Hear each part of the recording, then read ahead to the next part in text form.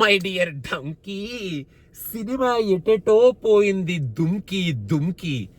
Donkey movie చాలా నీట్గానే చాలా క్లాస్గానే present చేసిన మూవీ.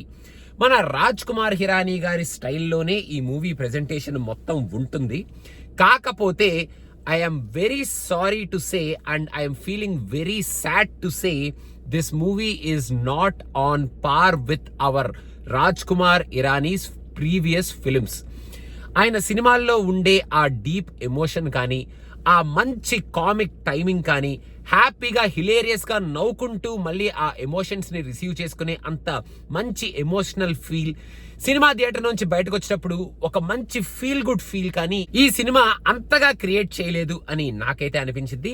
ఈ సినిమాలో ఫస్ట్ హాఫ్ లో మంచి హిలేరియస్ సీన్స్ ఉన్నాయి. ఆ ఇంగ్లాండ్ కి వెళ్ళడానికి ట్రై చేయటం కానీ, ఆ ఇంగ్లీష్ టెక్స్ట్ రాయటం కానీ, అలాంటి సీన్స్ అయితే కొంచెం హిలేరియస్ గానే ఉన్నాయి. Out and out hilarious presentation in the first half అని చెప్పను, కానీ కొన్ని సీన్స్ కి డెఫినెట్ గా మనం నవ్వుకుంటాం. ఒక ఇంటర్వ్యూ సీన్ ఉంటుంది, ఆ సీన్ అయితే చాలా హిలేరియస్ గా ఉంది అని చెప్పొచ్చు ఇన్ ద ఫస్ట్ హాఫ్. ఇంకా ఫస్ట్ హాఫ్ లో ఆ ఎమోషన్ ఏదైతే పెట్టాలి అనుకున్నారో ఆ ఎమోషన్ ని వికీ కౌశల్ క్యారెక్టర్ నుంచి డెఫినెట్ గా డెలివర్ చేశారు రాజ్ కుమార్ హిరానీ గారు. ఫస్ట్ హాఫ్ మొత్తానికి హైలైట్ పర్ఫార్మెన్స్ ఇచ్చింది Vicky Kaushal. Even though guest appearance ఇచ్చిన తను ఉన్నంత సేపు ఆ ఎమోషన్ ని మాత్రం పర్ఫెక్ట్ గా పండించాడు. ఫస్ట్ హాఫ్ లో ఉన్న ఎమోషన్ పండడానికి biggest reason is Vicky Kaushal అని అన్డౌటెడ్ గా చెప్పొచ్చు. అలాంటి పర్ఫార్మెన్స్ ఆయన ఇచ్చాడు.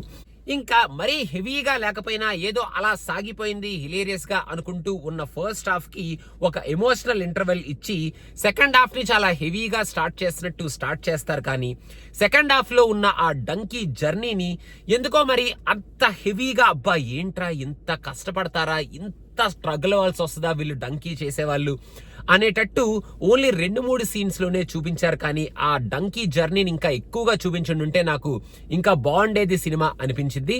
సినిమా సెకండ్ హాఫ్ లో lots and lots of story పెట్టుకున్నారు. అండ్ ఈ సినిమా లాస్ట్ హాఫ్ అన్ అవర్ లో క్లైమాక్స్ ముందు ప్రీ క్లైమాక్స్ సీన్ ఒకటి ఇంట్రెస్టింగ్ గానే ఉంది. కానీ మళ్ళీ క్లైమాక్స్ ని ఇలా ఎందుకు ఎండ్ చేయాలనుకున్నారు మన రాజ్ కుమార్ హిరానీ గారు? నీట్ గానే సాఫీగానే ఎండ్ చేసేయచ్చు కదా అనేది నా ఫీలింగ్ అనమాట. సెకండ్ హాఫ్ లో డెఫినెట్ గా మన రాజ్ కుమార్ హిరానీ గారి సినిమాల్లో ఉండే kind of hard hitting dialogues and thought provoking scenes ఒక 2-3 ఉన్నాయి అనమాట. కాకపోతే ఆ 2-3 సీన్స్ ని, ఆ థాట్ ప్రొవోకింగ్ సీన్స్ ని పెట్టుకొని అక్కడి నుంచి ఈ సినిమాని మళ్ళీ ఇంకొక రౌట్ లోకి, అంటే ఒక లవ్ స్టోరీ లాగా తీసుకెళ్తున్నారా ఏమిటి ఈ సినిమాని మళ్ళీ అనేటట్టు మన తాప్సీ అండ్ షారుఖ్ ఖాన్ మధ్యలో ట్రాక్ ని సెకండ్ హాఫ్ లో పక్క నుంచి డ్రైవ్ చేస్తూ ఉంటారనమాట.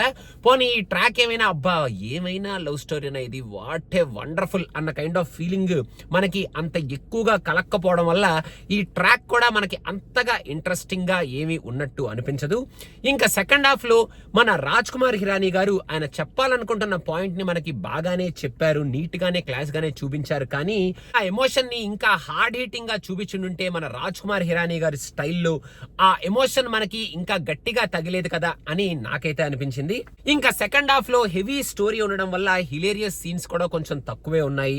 మన షారుఖ్ ఖాన్ ఆఫ్టర్ జవాన్ అండ్ పఠాన్ కొంచెం యాక్షన్ ఓరియంటెడ్ రోల్స్ లో చూసిన తర్వాత కంప్లీట్ గా పర్ఫార్మెన్స్ ఓరియంటేషన్ రోల్ లో షారుఖ్ ఖాన్ చూడటం చాలా బాగుంది. And Shahrukh Khan did a phenomenal job, దాంట్లో డౌటే లేదు. కానీ ఆయన ఫినామినల్ జాబ్ ఇచ్చిన కైండ్ ఆఫ్ స్టోరీ అయితే ఇది కాదేమో అనేది నా ఫీలింగ్.